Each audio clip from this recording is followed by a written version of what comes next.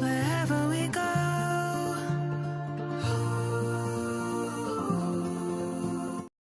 Okay friends, ಇವಾಗ ನಾವು part 1 part 2 ಅಲ್ಲಿ ಏನು ಕಲ್ತಿದ್ವೋ ಅದಾದಮೇಲೆ ಇದಕ್ಕೆ ರಿಲೇಟೆಡ್ ಪ್ರಾಬ್ಲಮ್ಸ್ ಮಾಡೋಣ. ಇವಾಗ ಯಾವುದದ್ದು ಎಲೆಕ್ಟ್ರಿಸಿಟಿ ಲೆಸನ್ದು, ಯಾವುದು ಕ್ಲಾಸ್ 10 ಎಲೆಕ್ಟ್ರಿಸಿಟಿ ಲೆಸನ್ನಿಂದು. ಓಕೆ, ಈ ಕ್ವೆಶನ್ ನೋಡಿ, ಮತ್ತೆ ಮತ್ತೆ ರಿಪೀಟ್ ಮಾಡಿ.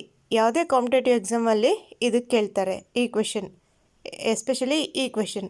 There are 2 metallic wires of the same thickness made from iron and silver. ಏನು ಸೇಮ್ ಥಿಕ್ನೆಸ್ ಇದೆ, 2 ಮೆಟಾಲಿಕ್ ವೈರ್ಸ್ ಇದೆ, ಸೇಮ್ ಥಿಕ್ನೆಸ್ ಇದೆ. ಒಂದು ಐರನ್ನಿಂದ ಮಾಡಿರೋದು, ಒಂದು ಸಿಲ್ವರಿಂದ ಮಾಡಿರೋದು metallic wires. If the length of the iron wire is 12 centimeter, what should be the length of silver wire which is equal to the resistance of iron wire.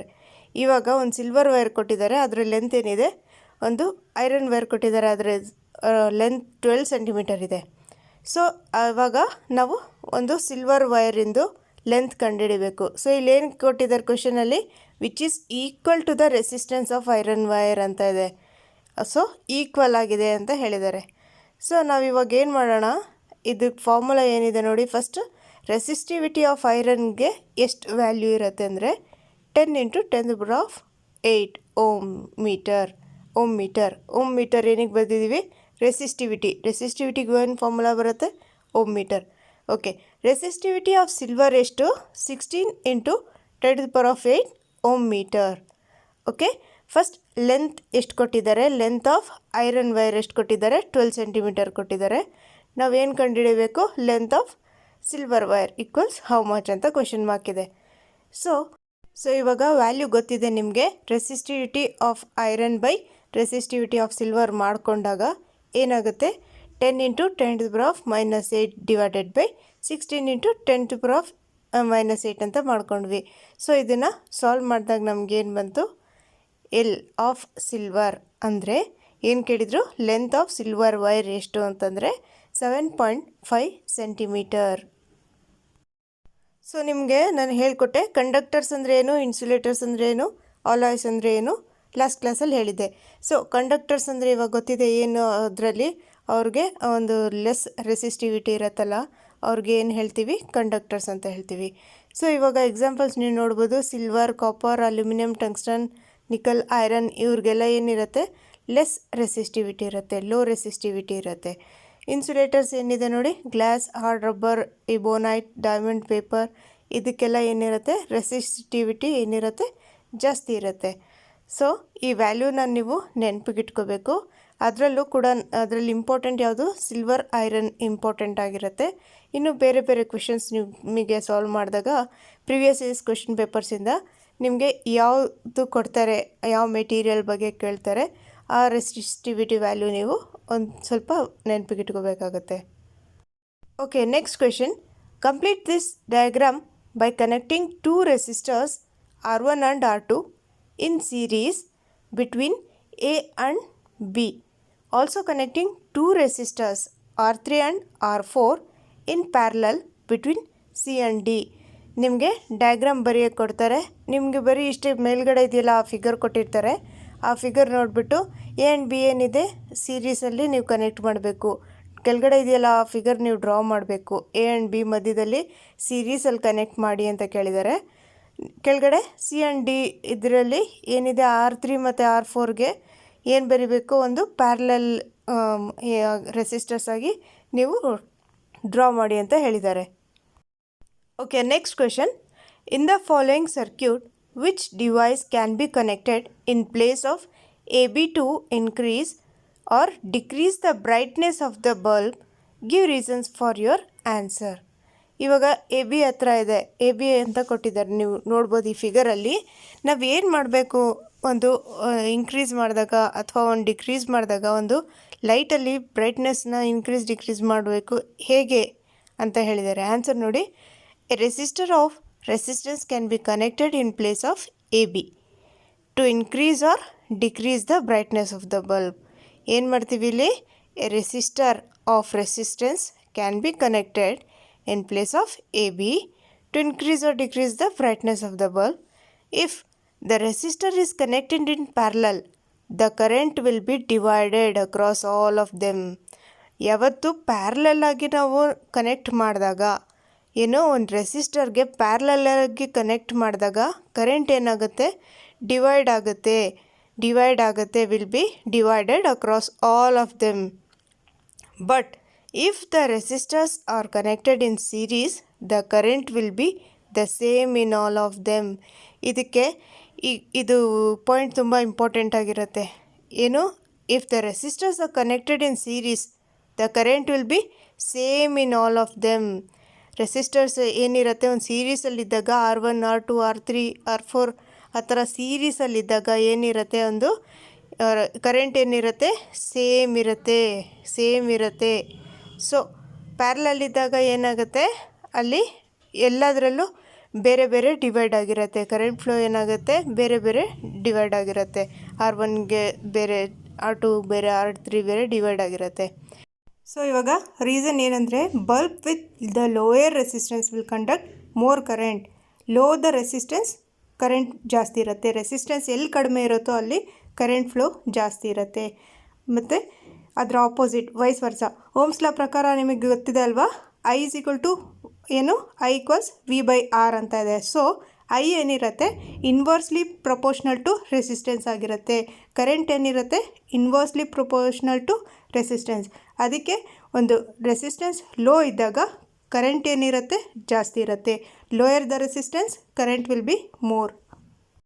ನೋಡಿ, ಇವಾಗ ನಿಮಗೆ 2 ಮಾರ್ಕ್ಸಿಗೆ ಕೇಳಿದರೆ ಈ ಕ್ವೆಶನ್ ನೀವು ಏನು ಬರಿಬೇಕಾಗುತ್ತೆ, ಡೀಟೇಲಾಗಿ ಬರಿಬೇಕಾಗುತ್ತೆ. ಏನು, bulb with the lower resistance will conduct more current and therefore have a higher power dissipation and brightness.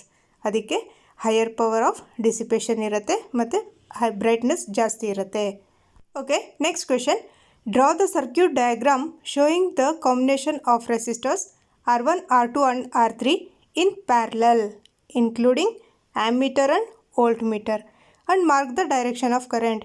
ಇದು ವೆರಿ ಇಂಪಾರ್ಟೆಂಟ್. ಬರೀ ನೀವು ಡಯಾಗ್ರಾಮ್ ಡ್ರಾ ಮಾಡೋದಲ್ಲ, ಒಂದು ಡ್ರಾ ಮಾಡಿದಾಗ ಮಾಡಾದಮೇಲೆ ಡೈರೆಕ್ಷನ್ ಅದು ಇದೆಯಲ್ಲ, ಅದು ಫ್ಲೋ ಆಫ್ ಕರೆಂಟ್ ಡೈರೆಕ್ಷನ್ ಇರುತ್ತಲ್ಲ, ಅದು ಇಂಪಾರ್ಟೆಂಟ್ ಆಗಿರುತ್ತೆ. ಅದು ಡೈರೆಕ್ಷನ್ ನಿಮ್ಗೆ ಆರೋ ಮಾರ್ಕ್ಸ್ ಕಾಣಿಸ್ತಾ ಇದೆಯಲ್ಲ, ಇದು ಇಂಪಾರ್ಟೆಂಟ್. ಯಾವ ಡೈರೆಕ್ಷನಲ್ಲಿ ಒಂದು ಕರೆಂಟ್ ಫ್ಲೋ ಆಗ್ತಾ ಇದೆ ಅದು ಬರಿಬೇಕು. ವೋಲ್ಟ್ ಮೀಟರ್ ಎಲ್ಲಿ ಬರುತ್ತೆ, ಆ್ಯಮ್ಮೀಟರ್ ಎಲ್ಲಿ ಬರುತ್ತೆ. ಆ್ಯಕ್ಚುಲಿ ಇದು 10th ಸ್ಟ್ಯಾಂಡರ್ಡ್ ಮಕ್ಕಳಿಗೆ ಕಂಪಲ್ಸರಿ ಈ ಫಿಗರ್ ಡ್ರಾ ಮಾಡೋಕ್ಕೆ ಕೊಡ್ತಾರೆ. GPSTರಲ್ಲಿ ಕೊಡ್ತಾರೋ ಇಲ್ವೋ ಐಡಿಯಾ ಇಲ್ಲ, ಬಟ್ ಏನಿದೆ ನಿಮಗೆ ಗೊತ್ತಿರಬೇಕು. ಇದು ಏನಿದು, ಒಂದು circuit diagram showing combination of resistors R1 R2 and R3 in parallel. ಯಾವುದಾವುದು ಇದೆ, ಇದರಲ್ಲಿ ಆ್ಯಮ್ಮೀಟರ್ ಇದೆ, ವೋಲ್ಟ್ ಮೀಟರ್ ಇದೆ ಮತ್ತು ಡೈರೆಕ್ಷನ್ ಆಫ್ ಕರೆಂಟ್, ಇದೆಲ್ಲ ಮೆನ್ಷನ್ ಮಾಡಬೇಕು. ಇದು 10th ಯೂಶ್ವಲಿ 10th ಮಕ್ಕಳಿದ್ರೆ ಯಾರಿಗಾದರೂ ಹೇಳಿದ್ದು, ಈ ವೆರಿ ಇಂಪಾರ್ಟೆಂಟ್ ಡಯಾಗ್ರಾಮ್ ಇದು. Next question. Explain any 2 practical applications of heating effect of electric current. ಇವಾಗ ನೀವು ಡೈಲಿ ಲೈಫಲ್ಲಿ ಒಂದು ಹೀಟಿಂಗ್ ಒಂದು ಎಫೆಕ್ಟ್ ಇರುತ್ತಲ್ಲ, ಅದು ಎಲೆಕ್ಟ್ರಿಕ್ ಕರೆಂಟ್ದು ಯಾವುದು ಅಂತ ಕೇಳಿದ್ದಾರೆ. ಫಾರ್ ಎಕ್ಸಾಂಪಲ್, ನೀವು ಇವಾಗ ಮನೆಯಲ್ಲಿ ಐರನ್ ಬಾಕ್ಸ್ ಯೂಸ್ ಮಾಡ್ತೀರಾ, ಮತ್ತು ಎಲೆಕ್ಟ್ರಿಕಲ್ ಹೀಟರ್, ಗೀಸರ್ ಅದೆಲ್ಲ ಯೂಸ್ ಮಾಡ್ತೀರಲ್ಲ, ಅದೆಲ್ಲ ಏನಿದೆ ಒಂದು practical applications of heating effect. Okay, ಇಲ್ಲಿ ನೋಡಿ. First, the heating effect of electric current is used in the following applications. ಯಾವುದು, ಎಲೆಕ್ಟ್ರಿಕ್ ಬಲ್ಬ್ ಮತ್ತು ಎಲೆಕ್ಟ್ರಿಕ್ ಐರನ್ದು ಎಕ್ಸಾಂಪಲ್ ಕೊಟ್ಟಿದ್ದಾರೆ. ಎಲೆಕ್ಟ್ರಿಕ್ ಬಲ್ಬಲ್ಲಿ ಏನಾಗುತ್ತೆ, in an electric bulb the filament of bulb gives light because of heating effect of electricity. The filament of bulb is generally made of tungsten metal having melting point equal to 3380 degrees centigrade. ಇದು very important. ಇದು 1 mark ಕ್ವಶನ್ಗೂ ಕೇಳ್ತಾರೆ. ಇದಕ್ಕೆ ಎಷ್ಟು melting point ಟಂಗ್ಸ್ಟನ್ದು ಅಂತ ಕೇಳ್ತಾರೆ. ಎಷ್ಟು, 3380 degree centigrade ಟಂಗ್ಸ್ಟನ್ದು melting point ಇದು. ಇದಕ್ಕೆ ಎಲ್ಲದಕ್ಕಿಂತ ಹೈಯೆಸ್ಟ್ ಮೆಲ್ಟಿಂಗ್ ಪಾಯಿಂಟ್ ಇರುತ್ತೆ. ಅದಕ್ಕೆ ಟಂಗ್ಸ್ಟನ್ ನಾವು ಎಲೆಕ್ಟ್ರಿಕ್ ಬಲ್ಬಲ್ಲಿ ಯೂಸ್ ಮಾಡೋದು. Next example, electric iron. The element of electric iron is made up of alloys having high melting point. ಅದೇ ಐರನ್ ಬಾಕ್ಸ್ದು ನೋಡಿ. ಇದರಲ್ಲಿ ಅಲಾಯ್ಸಲ್ಲಿ ನಿಕ್ರೋಮ್ ಅಂತ ಇದೆಯಲ್ಲ, ನಿಕ್ರೋಮ್ ಇದರಲ್ಲಿ ಯಾವುದಾದ್ರು ಮಿಕ್ಸ್ ಆಗಿರುತ್ತೆ, NiCr, ನಿಕಲ್, ಕ್ರೋಮಿಯಂ, Mn ಮತ್ತು Fe. ಇದರಲ್ಲಿ 4 ಇದೆಲ್ಲ ಮಿಕ್ಸ್ ಮಾಡಿ ಒಂದು ಅಲಾಯ್ ಮಾಡಿರ್ತಾರೆ, ಯಾವುದು, ನಿಕ್ರೋಮ್ ಅಂತಂದ್ಬಿಟ್ಟು.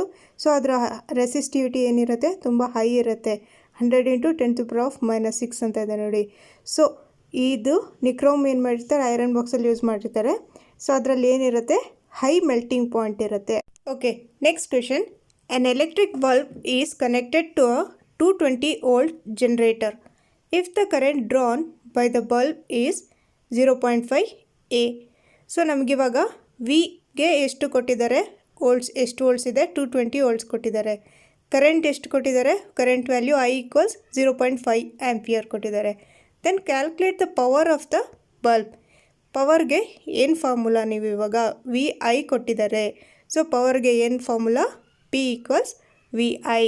ಸೊ V ವ್ಯಾಲ್ಯೂ ಏನಿದೆ 220 ವೋಲ್ಟ್ಸ್ ಇಂಟು 0.5 A ಆಂಪಿಯರ್. ಇದು ಮಲ್ಟಿಪ್ಲೈ ಮಾಡಿದಾಗ ನಮಗೇನು ಬರುತ್ತೆ, 110 ಜೋಲ್ ಪರ್ ಸೆಕೆಂಡ್ ಅಂತ ಕೇಳಿದ್ದಾರೆ. ಸೊ ನೀವು ಇವಾಗ ಜೋಲ್ ಪರ್ ಸೆಕೆಂಡ್ ಅಥವಾ ಏನು ವ್ಯಾಟ್ಸ್ ಅಂತ ಬರಿಬೋದು. ಅಥವಾ ಪವರ್ಗೆ ಏನು ಗೊತ್ತಿದೆ ಅಲ್ವಾ ನಿಮಗೆ, formula SI unit of power is watts. Powerful watt ಅಂತ ಹೇಳಿದ್ದಲ್ವಾ. ಸೊ ಆ ಥರ ನೆನಪಿಗೆ ಇಟ್ಕೊಂಡ್ರೆ ನಿಮಗೆ ನೆನಪಿಗಿರುತ್ತೆ. ಪವರ್ಗೇನು ವ್ಯಾಟ್ಸ್. ನೋಡಿ, ಇವಾಗ ಅಕಸ್ಮಾತ್ ನೀವು GPSTRಗೆ ಎಲ್ಲ ನಾನು TETಗೆ ಪ್ರಿಪೇರ್ ಆಗ್ತಾಯಿದ್ದೀನಿ ಅಂದರೆ ಟೆಟ್ ಎಕ್ಸಾಮಲ್ಲಿ ಈ ಥರ ಕ್ವೆಶನ್ಸ್ ಪೇಪರ್ 1ನಲ್ಲಿ ಕೇಳ್ತಾರೆ. ಪೇಪರ್ 1ನಲ್ಲಿ ಏನಿರುತ್ತೆ, ಚಾರ್ಜಿಗೆ ಕೂಲಮ್ಗೆ ಏನು ನೋಡಿ, ಇಲ್ಲಿ ಚಾರ್ಜಿಗೆ ಸಿಂಬಲ್ಸ್ ಕೇಳ್ತಾರೆ. ಅಥವಾ ಕರೆಂಟಿಗೆ ಏನು ಸಿಂಬಲ್ ಇದೆ, I ಅಂತ ಇರುತ್ತೆ. ಆ ಥರ ಡೈರೆಕ್ಷನ್ ನೋಡಿ, ಇದು ಇಂಪಾರ್ಟೆಂಟ್ ಆಗಿರುತ್ತೆ. ವೋಲ್ಟ್ಸ್ಗೆ ಯಾವ ಥರ ಇರುತ್ತೆ ನೋಡಿ, ಪ್ಲಸ್ ಎಲ್ಲಿದೆ, ಮೈನಸ್ ಎಲ್ಲಿದೆ, ಮತ್ತು ಡಾಟ್ಸ್ ಎಲ್ಲಿದೆ ನೋಡಬೇಕು, ಆ್ಯರೋ ಮಾರ್ಕ್ ಎಲ್ಲಿದೆ ನೋಡಬೇಕು. ಇದು ಇಂಪಾರ್ಟೆಂಟ್ ಆಗಿರುತ್ತೆ. ಪವರ್ಗೇನು ಒಂದು SI ಯೂನಿಟ್ ವ್ಯಾಟ್ಸ್, ಟೈಮ್ಗೆ ಸೆಕೆಂಡ್ಸ್. ಸೊ ವೆರಿ ಇಂಪಾರ್ಟೆಂಟ್ ಯಾವ್ದ್ಯಾವುದು ಅಂತಂದರೆ ಚಾರ್ಜ್ ಮತ್ತು ಕರೆಂಟ್ ಎರಡು. ಚಾರ್ಜ್ಗೆ ಕೂಲಮ್, ಕರೆಂಟಿಗೆ ಆಂಪಿಯರ್. ಇದು ಇದರಲ್ಲಿ ಕನ್ಫ್ಯೂಷನ್ ಮಾಡ್ಕೋಬೇಡಿ.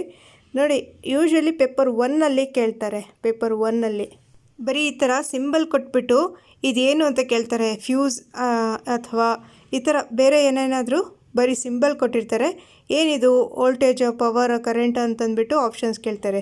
ಬರೀ ಸಿಂಬಲ್ ನೋಡಿಬಿಟ್ಟು ನೀವು ಅರ್ಥ ಮಾಡ್ಕೊಬೇಕು ಇದು ಪವರ್ ಅಥವಾ ವೋಲ್ಟೇಜ್ ಅಂತಂದ್ಬಿಟ್ಟು.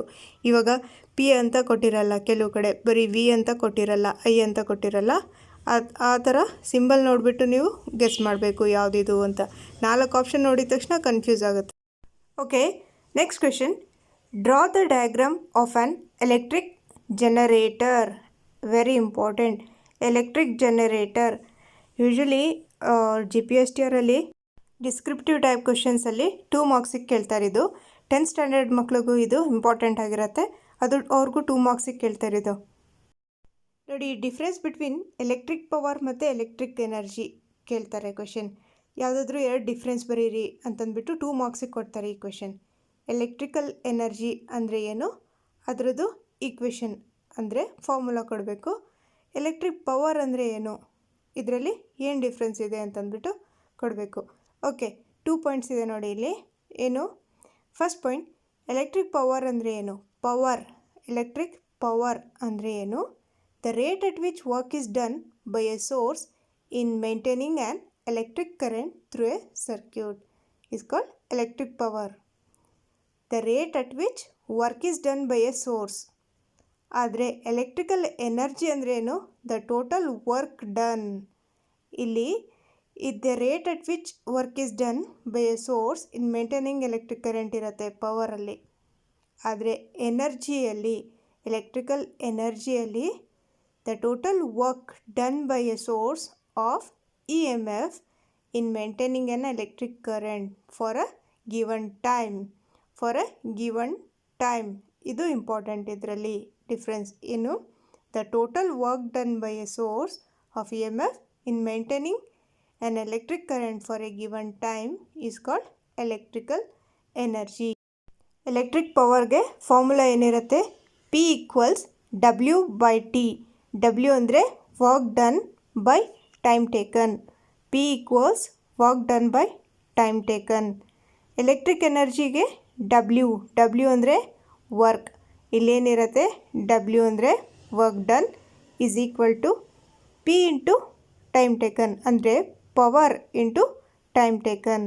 So SI unit of electric power ಏನಿರುತ್ತೆ, ಪವರ್ಗೆ ವ್ಯಾಟ್ ಇರುತ್ತೆ. SI ಯೂನಿಟ್ ಆಫ್ ಎಲೆಕ್ಟ್ರಿಕ್ ಎನರ್ಜಿಗೆ ಏನಿರುತ್ತೆ joule. Joule electric energy SI unit ಏನಿರುತ್ತೆ ಜೋಲ್. ಎಲೆಕ್ಟ್ರಿಕ್ ಪವರ್ಗೆ ಪವರ್ ವ್ಯಾಟ್. ನಾನು ಕೊಡ್ತಿರೋ ಕ್ವಶನ್ಸ್ಗೆ ನೀವು ಯಾವುದು ಬಿಡಬಾರ್ದು. ಒಂದು ಕ್ವಶನು ನಿಮಗೆ ಇಂಪಾರ್ಟೆಂಟ್ ಆಗಿರುತ್ತೆ. ಏನಕ್ಕಂದರೆ ಇದು ರಿಪೀಟ್ ಮಾಡಿ ಮಾಡಿ ಮತ್ತೆ ಮತ್ತೆ ಕೇಳೋ ಕ್ವಶನ್ಸ್ ಇದು. ಒಂದೇ ಎಕ್ಸಾಮ್ ಅಂತಲ್ಲ, ಯಾವುದೇ ಕಾಂಪಿಟೇಟಿವ್ ಎಕ್ಸಾಮ್ಸ್ ಆಗಿರಲಿ, ಇದು ಡಿಸ್ಕ್ರಿಪ್ಟಿವ್ ಪೇಪರ್ ಆಗಿದ್ದರೆ ನಿಮಗೆ ಬಹಳ ಇಂಪಾರ್ಟೆಂಟ್ ಆಗಿರುತ್ತೆ. Next question, an electric bulb of 200 ohms. Ohms ಅಂತ ನೋಡಿದ ತಕ್ಷಣ ನೀವು ಅದು ಆರ್ ವ್ಯಾಲ್ಯೂ ಅಂತ ಬರ್ಕೊಂಡ್ಬಿಡ್ಬೇಕು. 200 ohms ಅಂದ್ರೇನು, ಅದು ರೆಸಿಸ್ಟೆನ್ಸ್ ವ್ಯಾಲ್ಯೂ ಆಗಿರುತ್ತೆ. 200 ohms, ಆರ್ ಈಕ್ವಲ್ಸ್ 200 ಅಂತ ವ್ಯಾಲ್ಯೂ ಬರ್ಕೊಂಡ್ರಿ. Next, draws a current of 1 ampere. Current ಅಂದ್ರೇನು I equals 1 ampere. Calculate the power of the bulb, the potential different at its ends and the energy in kilowatt hour consumed burning it for 5 hours. So ಇವಾಗ ಏನು ಕೇಳಿದ್ದಾರೆ, calculate the power ಅಂತ ಕೇಳಿದ್ದಾರೆ. So power of the bulb ಎಷ್ಟಿದೆ, P equals I²R ಅಂತ ನಾವು formula ಹಾಕ್ಕೊಂಡ್ವಿ. Power of the ಬಲ್ಬ್ಗೆ P ಈಕ್ವಲ್ಸ್ I²R ಬರ್ಕೊಂಡಾಗ ಐಗೆ ಏನಿತ್ತು ವ್ಯಾಲ್ಯೂ 1 ಆಂಪಿಯರ್ ಕೊಟ್ಟಿದ್ರು. 1 square is nothing but 1. 200 into 1 is 200 only. P equals ಎಷ್ಟು ಬಂತು, 200 ವ್ಯಾಟ್ಸ್ ಬಂತು. ಸೊ ಇವಾಗ ಏನು ಕೇಳಿದ್ದಾರೆ, ನಮಗೆ ಎಷ್ಟು ಎನರ್ಜಿ ಕನ್ಸ್ಯೂಮ್ ಆಗಿದೆ 5 hours ಒಂದು ಎಷ್ಟು ಎನರ್ಜಿ ಕನ್ಸ್ಯೂಮ್ ಆಗಿದೆ ಅಂತ ಕೇಳಿದ್ದಾರೆ. So energy consumed by bulb in 5 hours in burning equals power into time. ಇವಾಗಲೇ ನೀವು ಓದಿದ್ರಿ ಪವರ್ ಇಂಟು ಟೈಮ್. ಯಾವುದು ಎನರ್ಜಿ, ಯಾವುದು ಎಲೆಕ್ಟ್ರಿಕಲ್ ಎನರ್ಜಿದು. E equals P into T. It is equal to the product of power and time. ಯಾವುದು electrical energy is equal to power into time. E equals PT. E equals PT. So ಪವರ್ದು ಎಷ್ಟಿತ್ತು ಇಲ್ಲಿ 200 watts ಬಂತು ನಮಗೆ. 200 into time ಎಷ್ಟಿದೆ 5 hours, 5 ಅಂತ ಬರ್ಕೊಂಡ್ವಿ. So 1000 watts per hour. That is nothing but 1 kilowatt hour. WH ಅಂದ್ರೇನು watt hour. 1 kilowatt hour. 1000 watt hour is equal to 1 kilowatt hour. ಅದೇ ಮೇನ್ ನಿಮಗೆ ಇಲ್ಲೇ ಕನ್ಫ್ಯೂಷನ್ ಆಗೋದು. ಪ್ರಾಬ್ಲಮ್ಸಲ್ಲಿ ಏನಾಗುತ್ತೆ ಅಂತಂದರೆ, ಇವಾಗ ನಮಗೆ ವ್ಯಾಟ್ ಹಾರ್ ಬರೀಬೇಕು, ಕಿಲೋ ವ್ಯಾಟ್ ಹಾರ್ ಬರೀಬೇಕು, ಅದು ಕನ್ಫ್ಯೂಷನ್ ಆಗುತ್ತೆ. ಸೊ ಇದಕ್ಕೇನಿಲ್ಲ, ನೀವು ಪ್ರಾಕ್ಟೀಸ್ ಇಂಪಾರ್ಟೆಂಟ್. ಪ್ರಾಕ್ಟೀಸ್ ಮಾಡಬೇಕು. ಪ್ರಾಕ್ಟೀಸ್ ಮಾಡಿದ್ರೇ ಪರ್ಫೆಕ್ಟ್ ಆಗೋದು. ಓಕೆ, ಈ ಕ್ವೆಶನ್ ನೋಡಿ, the SI unit of power of a lens. ಇದು ರಿಫ್ಲೆಕ್ಷನ್ ಆ್ಯಂಡ್ ರಿಫ್ರಾಕ್ಷನ್ ಕ್ವೆಶನ್. ಇದು ಯಾವುದರಲ್ಲಿ 2019 ಕ್ವೆಶನ್ ಪೇಪರಲ್ಲಿ, GPSTR 2019 ಕ್ವೆಶನ್ ಪೇಪರಲ್ಲಿ ಕೇಳಿದರು. ಯಾವುದು ಲಾಸ್ ಆಫ್ ರಿಫ್ರಾಕ್ಷನ್ ಬರುತ್ತಾರೆ ನೋಡಿ, ಅದರಲ್ಲಿ. ಆ್ಯಕ್ಚುಲಿ ನೀವು ಏನಿಲ್ಲ, 10th ಸ್ಟ್ಯಾಂಡರ್ಡಲ್ಲೇ ಮ್ಯಾಕ್ಸಿಮಮ್ ಕ್ವೆಶನ್ಸ್ ಕೇಳಿದ್ದಾರೆ. ನೀವು ಒಂದು 10th ಟೆಕ್ಸ್ಟ್ ಬುಕ್ ನೋಡಿದ್ರೆ ನಿಮಗೆ ಇದು ಗೊತ್ತಾಗುತ್ತೆ. ಲಾಸ್ ಆಫ್ ರಿಫ್ರಾಕ್ಷನಲ್ಲಿ ಬರುತ್ತಿದ್ದು. SI unit of power of a lens is option 2 dioptre. ಇದಕ್ಕೆ ರೈಟ್ ಆನ್ಸರ್. ಇನ್ನೊಂದು reciprocal of focal length. Reciprocal of focal length ಏನಿರುತ್ತೆ ಪವರ್ ಆಫ್ ಲೆನ್ಸ್ ಅಂತ ಕೇಳ್ತಾರೆ. ಪವರ್ ಅಂದರೆ ನೀವು ಆ ಕರೆಂಟಿಂದ ಬೇರೆದಿದು. ಇದು ಆ್ಯಕ್ಚುಲಿ ಇದು ಮಿರರ್ಸ್ದಿದು. ಪವರ್ ಆಫ್ ಲೆನ್ಸ್ ಅಂತ ಕೇಳಿದಾಗ ಅದರಲ್ಲಿ ಏನಿರುತ್ತೆ, ಆ ಪವರ್ ಆಫ್ ಕರೆಂಟ್ಗೂ ಪವರ್ ಆಫ್ ಲೆನ್ಸ್ಗೂ ನೀವು ಕನ್ಫ್ಯೂಸ್ ಮಾಡ್ಕೋಬಾರ್ದು. ಪವರ್ ಆಫ್ ಲೆನ್ಸ್ ಇದು, ಇದರಲ್ಲಿ ಏನಿರುತ್ತೆ 1/f ಅಂದರೆ ರೆಸಿಪ್ರೋಕಲ್ ಆಫ್ ಫೋಕಲ್ ಲೆಂತ್. ಯಾನು power of lens is equal to reciprocal of focal length. Okay, ಇನ್ನೊಂದ್ಸರಿ ನೋಡಿ ಸೇಮ್ ಕ್ವೆಶನ್. ಆಪ್ಷನ್ಸಲ್ಲಿ ಏನು ಕೊಟ್ಟಿದ್ದಾರೆ, the SI unit of power of a lens is ಅಂತ ಕೇಳಿದ್ದಾರೆ. ಸೊ ಮೀಟರ್ ಇದೆ, ಡಯಾಪ್ಟರ್ ಇದೆ, ಮೈಕ್ರಾನ್, ಸೆಂಟಿಮೀಟರ್ ಇದೆ. ನೀವು ಪವರ್ ಆಫ್ ಲೆನ್ಸ್ ಅಂತ ಕೇಳಿದ ತಕ್ಷಣ ನೀವು ಅದಕ್ಕೇನು ಬರೀತೀರಾ, dioptre. Power of lens dioptre. Next question, which one is having lesser resistance, a 60 watt bulb or a 40 watt bulb. ಯಾವುದಕ್ಕೆ ಲೆಸ್ ರೆಸಿಸ್ಟೆನ್ಸ್ ಇರುತ್ತೆ? ಆ್ಯಕ್ಚುಲಿ ಇದಕ್ಕೆ ಆನ್ಸರ್ ಏನು ಅಂದರೆ 60 watt ಬಲ್ಬ್ಗೆ ಲೆಸ್ ರೆಸಿಸ್ಟೆನ್ಸ್ ಇರುತ್ತೆ. ಏನು ಅಂದರೆ ಇಲ್ಲಿ ಪವರ್ ಫಾರ್ಮುಲಾ ನೀವು ನೋಡ್ಬೋದು, V²/R.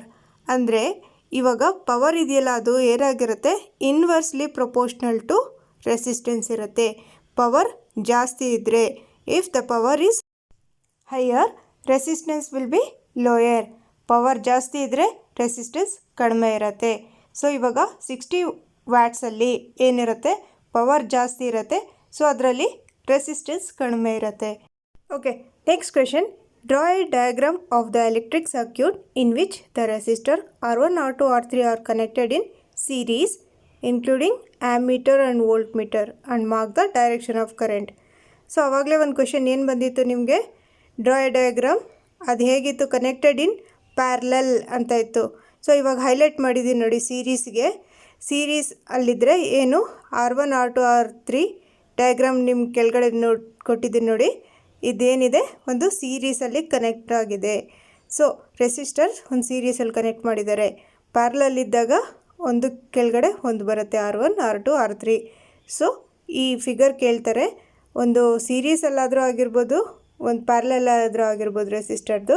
ಸೊ ಇದೆರಡೂ ಇಂಪಾರ್ಟೆಂಟ್ ಆಗಿರುತ್ತೆ. ಒಂದು ಕ್ವೆಶನ್ ಪೇಪರಲ್ಲಿ ಇದು ಕೊಟ್ಟಿದ್ದಾರೆ, ಒಂದು ಕ್ವೆಶನ್ ಪೇಪರಲ್ಲಿ ಪ್ಯಾರಲಲ್ ಕೊಟ್ಟಿದ್ದಾರೆ. ಸೊ ಈ ಫಿಗರ್ ಇಂಪಾರ್ಟೆಂಟ್ ಆಗಿರುತ್ತೆ. Okay, next question. What is the resistance of a conductor? Mention the factors of which the resistance of a conductor depend. So what is resistance ಅಂದ್ರೇನು, of a conductor ಅಂದ್ರೇನು? Resistance of a conductor is the property of a conductor by virtue of which it opposes the flow of current through it. ಏನು ಮಾಡುತ್ತೆ, main point ಇದರಲ್ಲಿ, it opposes the flow of current through it, opposes the flow of current through it. So ಇವಾಗ ಅದು ಗೊತ್ತಾಯಿತು. Mention the factors on which the resistance of a conductor depend ಅಂತಂದರೆ ಯಾವ್ಯಾವ್ದ್ರ ಮೇಲೆ resistor depend ಆಗಿರುತ್ತೆ. The resistance of the conductor depends on its length, on its area of cross section and on the nature of its material. The resistance of the conductor depends on its length, area of cross section and nature of its materials. ಪ್ರತಿಯೊಂದು point ಕೂಡ important ಆಗಿರುತ್ತೆ. So ಇವಾಗ MCQಸಲ್ಲಿ ಕೇಳಿದಾಗ ನಿಮಗೆ confuse ಆಗಬಾರ್ದು. Resistance ಯಾವುದ್ರ ಮೇಲೆ depend ಆಗುತ್ತೆ ಅಂದರೆ ಲೆಂತ್ ಮೇಲೆ, area of cross section, nature of material. ಅಲ್ಲಿ ಬೇರೆದೇನಾದರೂ ಒಂದು ಮಿಕ್ಸ್ ಮಾಡಿಕೊಟ್ಟಿರ್ತಾರೆ. ಓಕೆ, ಇವಾಗ ಒಂದು ಸರಿ ರಿವೈಸ್ ಮಾಡೋಣ. ಕ್ಲಾಸ್ 1ನಲ್ಲಿ ನಾವೇನು ಓದಿದ್ವಿ, ಓಮ್ಸ್ ಲಾ ಅಂದರೆ ಏನು, V = I × R ಅಂತಂದ್ಬಿಟ್ಟು. ಸೊ ಇಲ್ಲಿ V ಏನು ಪೊಟೆನ್ಷಿಯಲ್ ಡಿಫ್ರೆನ್ಸ್, I ಏನು ಕರೆಂಟ್, R ಅಂದರೆ ಏನು ಟೋಟಲ್ ರೆಸಿಸ್ಟೆನ್ಸ್. ಇದು ಇನ್ನೊಂದು ಸರಿ ಎಲೆಕ್ಟ್ರಿಕಲ್ ಪವರ್ ಅಂದರೆ ಏನು, ನಾವು ಡಿಫ್ರೆನ್ಸಸ್ ಓದಿದ್ವಿ ಇದೆ ಸ್ಟಾರ್ಟಿಂಗ್ ವಿಡಿಯೋಲಿ. ಎಲೆಕ್ಟ್ರಿಕ್ ಪವರ್ ಅಂದರೆ ಏನು, electrical power is the rate at which electrical energy is supplied to a circuit or consumed by a load. Supplied or consumed by a load, it is the product of voltage and current. Voltage and current ಅಂದರೆ IV ಅಥವಾ VI. Power is measured in a unit known as watt. ಪವರ್ಗೇನು watt, SI unit of power is watt, powerful watt ಅಂತ ಹೇಳಿದೆ. So P = IV. P = IV, very important. P = IV. P is power in watts, I ಅಂದರೆ current in amperes, V ಅಂದರೆ voltage. P ಅಂದರೆ ಪವರ್ಗೆ SI unit watt, ಐಗೆ SI unit ಏನು ampere, ವಿಗೆ volts. ನೋಡಿ, ಇದು ಪವರ್ಗೆ ಏನಿದೆ, using Ohm's law we can derive 2 new equations for power ಅಂತ ಇದೆ. ಸೊ ಒಂದು 2019ನಲ್ಲಿ which is not a derived SI unit ಅಂತ ಕೇಳಿದ್ರು question, which is not a derived unit ಅಂತ ಅಂದ್ಬಿಟ್ಟು. ಸೊ ಇದು ಪವರ್ ಏನಿದೆ ಒಂದು ಡಿರೈವ್ಡ್ ಯೂನಿಟ್ ಆಗಿರುತ್ತೆ. ಸೊ ಪವರ್ದು ಒಂದು ಇದು ಡಿರೈವ್ ಮಾಡಿದ್ದೀವಿ ಈ ಈಕ್ವೇಷನ್ಸ್ಗೆ. ಹೇಗೆ ಅಂತಂದರೆ ನಾನು ಹೇಳಿದ್ದೆ, ಒಂದು ಯಾವುದು ವೀರ್ ಅಂತಂದ್ಬಿಟ್ಟು VIR ಅಂತಂದ್ಬಿಟ್ಟು ಓಮ್ಸ್ ಲಾ ಅಲ್ಲಿ, ಹಾಗೆ ಇದರಲ್ಲಿ PIV ಅಂತ ಒಂದು ಅದೇ ಥರ ನೀವು ನೆನಪಿಗಿಟ್ಕೋಬೋದು. ಏನಕ್ಕೆ ಅಂತಂದರೆ ನಾವು ಪವರ್ಗೆ IV, P = IV ಅಂತ ಮಾಡ್ತೀವಿ. ಸೊ ಅದನ್ನು ಅಗೇನ್ P = I²R ಆಗುತ್ತೆ. Again P = V²/R. ಇದು 3 ಈಕ್ವೇಷನ್ಸ್ ನಮಗೆ ಒಂದು ವ್ಯಾಲ್ಯೂ ಕೊಟ್ಟಿಲ್ದಾಗ ಬೇರೆ ಬೇರೆ ವ್ಯಾಲ್ಯೂ ನಾವು ಫೈಂಡ್ ಔಟ್ ಮಾಡಬೇಕಾದ್ರೆ ಬೇರೆ ಬೇರೆ ಫಾರ್ಮುಲಾಸ್ ಯೂಸ್ ಮಾಡ್ತೀವಿ. ಮೇನ್ ನಿಮಗೆ ಏನು ಗೊತ್ತಿರಬೇಕು, 3. P = IV, P = I² × R. Next P = V²/R. P = V² by R. ಇದು ನಾವೆಲ್ಲಿ ಅಪ್ಲೈ ಮಾಡಬೇಕು ಅಂತಂದ್ಬಿಟ್ಟು ಆ ಪ್ರಾಬ್ಲಮ್ ಯಾವ್ದು ಕೊಡ್ತಾರೋ ಆ ಪ್ರಾಬ್ಲಮ್ ಮೇಲೆ ಡಿಪೆಂಡ್ ಆಗುತ್ತೆ.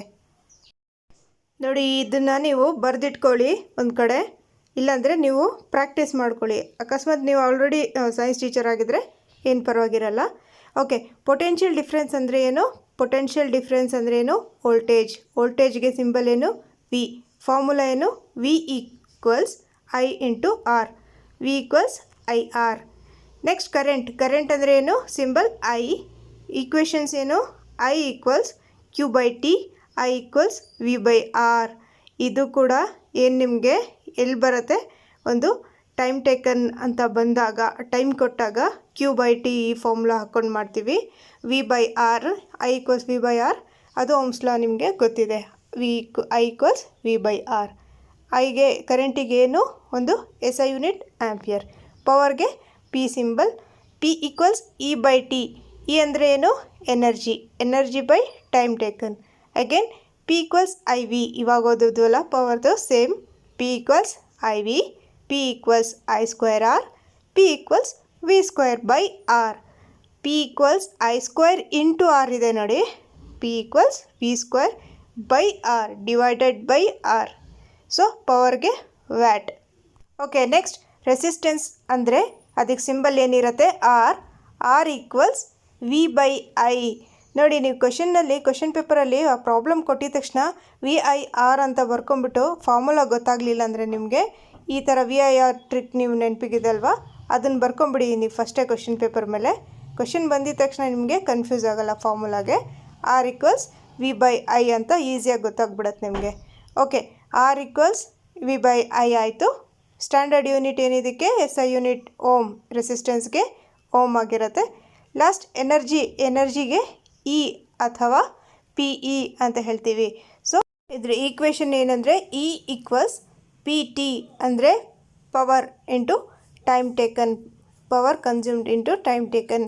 ಇದಕ್ಕೆ ಎನರ್ಜಿಗೆ S I unit of energy is joule. S I unit of energy is joule. Okay friends, ಇದುವರೆಗೂ ನಾವು 3 ಕ್ಲಾಸಸಲ್ಲಿ ಏನಿದೆ ಓಮ್ಸ್ ಲಾ ಮತ್ತು ಓಮ್ಸ್ ಲಾಗ್ ರಿಲೇಟೆಡ್ ನಾವು ಕ್ವೆಶನ್ಸ್ನ ಸಾಲ್ವ್ ಮಾಡಿದ್ವಿ. ಇವಾಗ ನಾವು ನೆಕ್ಸ್ಟ್ ಕ್ಲಾಸಲ್ಲಿ ಕ್ಲಾಸ್ 4ಅಲ್ಲಿ ಇದು reflection and refraction of light, ಅದು ದೊಡ್ಡ ಚಾಪ್ಟರ್. ಅದಕ್ಕೆ ಇಂಪಾರ್ಟೆಂಟ್ ಒಂದು ಕಾನ್ಸೆಪ್ಟ್ಸ್ ಇದೆ, ಅದನ್ನು ಹೇಳ್ಕೊಡ್ತೀನಿ ನಾನು. ಅದು ಕೂಡ ಒಂದು 3 ಕ್ಲಾಸಸ್ ಆಗುತ್ತೆ. Reflection and refraction class 10th ಅದರ ಡೀಟೇಲ್ ನಾವು ಓದೋಣ. ಓಕೆ ಫ್ರೆಂಡ್ಸ್, ವಿಡಿಯೋ ಇಷ್ಟ ಆದರೆ ಲೈಕ್ ಮಾಡಿ. ನಮ್ಮ ಚಾನಲ್ಗೆ ನೀವು ಹೊಸದಾಗಿ ಬಂದಿದ್ದರೆ ಸಬ್ಸ್ಕ್ರೈಬ್ ಮಾಡಿ. ನಮ್ಮ ವಿಡಿಯೋಸ್ ಇಷ್ಟ ಆದರೆ ನಿಮ್ಮ ಫ್ರೆಂಡ್ಸ್ ಜೊತೆ ಶೇರ್ ಮಾಡಿ. Okay, thank you once again.